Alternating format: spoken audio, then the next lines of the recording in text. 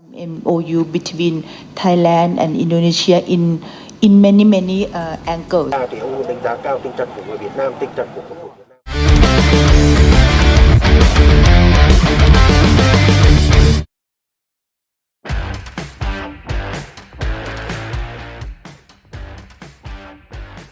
Di tengah segala persiapan timnas Indonesia jelang laga krusial bulan Maret nanti, Presiden FIFA Gianni Infantino memberikan pujian besar kepada Pak Ketum PSSI Pak Erick Thohir menyusul perkembangan sepak bola Indonesia akhir-akhir ini.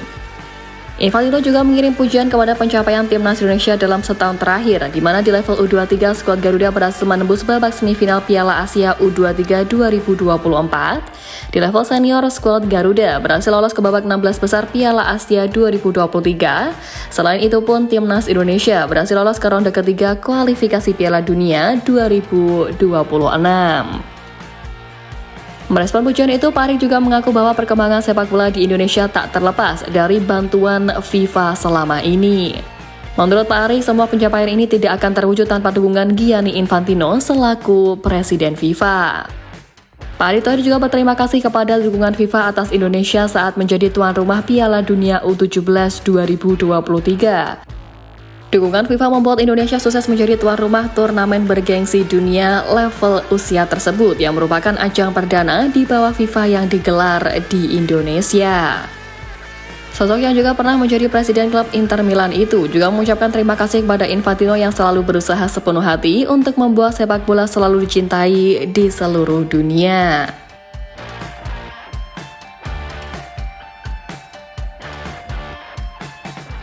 Nah, menyusul Presiden FIFA yang begitu mengakui peran Pak Erick Thohir yang sukses membangkitkan sepak bola tanah air dalam beberapa waktu terakhir, upaya tim Garuda untuk menembus putaran final Piala Dunia 2026 pun tidak hanya menjadi sorotan nasional, tetapi juga menarik perhatian jagat sepak bola dunia.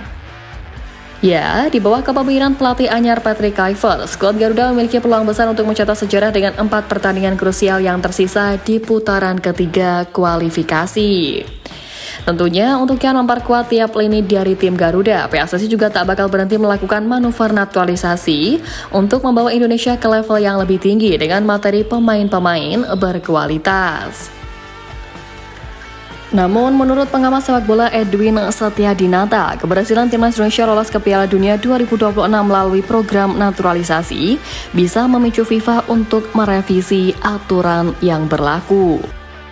Ya, dia menilai bahwa FIFA akan mempertimbangkan ulang regulasi terkait pemain naturalisasi jika Indonesia tampil di panggung dunia. Diketahui FIFA saat ini mengizinkan pemain berpindah asosiasi sepak bola selama memenuhi beberapa syarat, di mana pemain tersebut harus memiliki paspor negara baru dan belum memainkan lebih dari 3 pertandingan di level senior bersama negara asalnya. Selain itu pun juga tidak pernah membela negara sebelumnya setelah berusia 21 tahun. Indonesia sendiri memanfaatkan aturan itu dengan mendaftarkan pemain keturunan diaspora khususnya yang berbasis di Belanda ke dalam skuad. Para pemain tersebut kebanyakan belum pernah membela timnas Belanda di level senior atau tidak melebihi 3 kali penampilan. Tentu saja Indonesia bukan satu-satunya negara yang mengandalkan pemain diaspora untuk memperkuat tim nasional. Maroko merupakan contoh negara yang berhasil memanfaatkan strategi tersebut dengan membawa 14 pemain berdarah campuran ke Piala Dunia 2022. Hasilnya pun Singa Atlas mencatat sejarah sebagai tim Afrika pertama yang melaju ke semifinal mengalahkan negara kuat seperti Spanyol dan juga Portugal. Memang tak bisa dipungkiri bahwa strategi naturalisasi di sisi lain juga kerap memicu perdebatan. Beberapa pihak mendukung langkah itu sebagai solusi cepat untuk meningkatkan kualitas dari timnas, sementara pihak lain juga menilai strategi itu bertentangan dengan tujuan utama FIFA untuk membangun sepak bola lokal.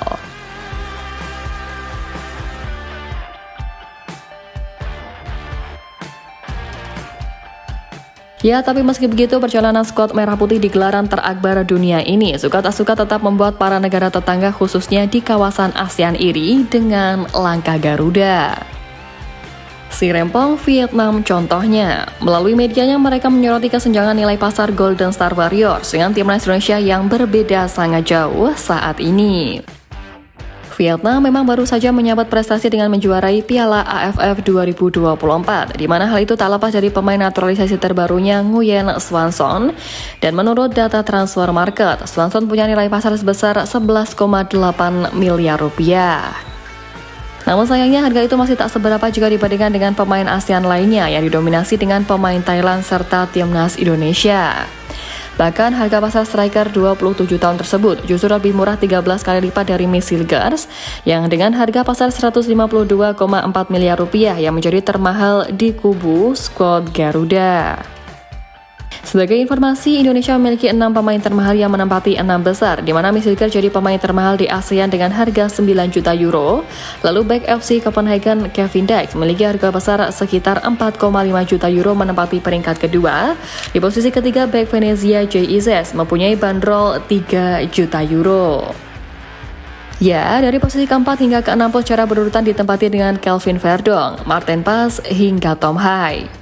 Penyerang Thailand asal klub Buriram Supachai Chaidet menempati peringkat ke-7 dengan nilai pasar 1,2 juta euro, sekaligus menempatkan pemain 26 tahun tersebut sebagai pemain termahal di Thailand. Sementara itu, back Dayan Kuls jadi pemain termahal Malaysia dengan nilai pasar 800.000 euro yang berada di peringkat ke-10 pemain termahal ASEAN di bawah Chanathip Songkrasin dan Sandy Walsh.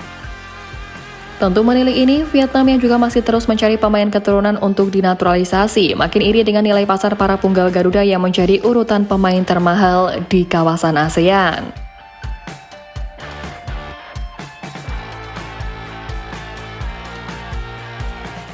Dan selain Nguyen yang masih terus berusaha menyamai langkah Indonesia dari hari ke hari, si Raja ASEAN yakni Thailand juga masih berkutat dengan kontroversi supporter ngamuk, tepatnya di Liga Gajah Perang. Ya, dalam pertandingan teranyarnya, Bangkok United yang dibela Pratama Arhan berhadapan dengan Nakhon Pathom pada lanjutan pekan ke-18 kasta teratas Liga Thailand, Senin 21 Januari kemarin.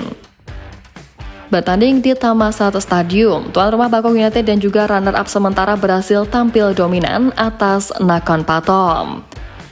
Namun bukannya sukses memenangkan laga tersebut, pergerakan Pratama Arhan kerap kali dihentikan back Nakhon Pathom dan membuat skor 1-1 hingga peluit panjang dibunyikan. Hasil ini pun terbilang sangat mengejutkan lantaran Bangkok United harus puas berbagi poin dengan tim yang saat ini bertengger di urutan ke-15 alias berada di zona degradasi. Tentu pasca laga, sejumlah fans Thailand pun memberikan kritikan penampilan buat Bangkok United yang gagal mengamankan poin penuh di markas sendiri. Bahkan salah satu fans di media sosial memberikan komentar untuk meminta pelatih Bangkok United untuk mundur dari jabatannya. Aksi ngamuknya fans ini dilontarkan pada kinerja sang pelatih Toch Tawan Sripan yang membuat Bangkok United tertahan di urutan kedua klasemen Liga Thailand lewat torehan 37 poin. Tim kesayangan ibu kota itu masih berjarak 8 angka dari Buriram United yang kokoh di puncak klasemen sementara Liga Thailand saat ini. Dan di saat fans Thailand tengah berhuru-hara, Presiden Federasi Sepak Bola Thailand Nualpan Lamsam atau yang biasa dikenal Madampang justru iri melihat Indonesia yang terus berjuang untuk lolos ke Piala Dunia 2026. Madampang diketahui sempat ke Indonesia untuk bertemu dengan Ketua Umum PSSI Pak Erick Thohir dan berdiskusi tentang perkembangan sepak bola di Asia Tenggara, termasuk potensi kerjasama antara kedua federasi di masa depan untuk event internasional. Nah, dalam pertemuan tersebut, Madampang mengaku terkesan dan sangat bangga dengan apa yang telah dilakukan PSSI untuk kemajuan sepak bola Indonesia. Menjadi satu-satunya tim perwakilan Asia Tenggara yang berhasil lolos ke putaran ketiga kualifikasi Piala Dunia 2026, Madampang mengaku sangat bangga dan juga merasa iri atau cemburu kepada PSSI sebab merasa Indonesia adalah negara terpilih di Asia karena Asosiasi Sepak Bola Dunia atau FIFA mampu mendirikan kantor di tanah air. Ya, tapi meski begitu, Madampang pun berharap Thailand dan Indonesia bisa melakukan kerjasama di berbagai bidang untuk event internasional.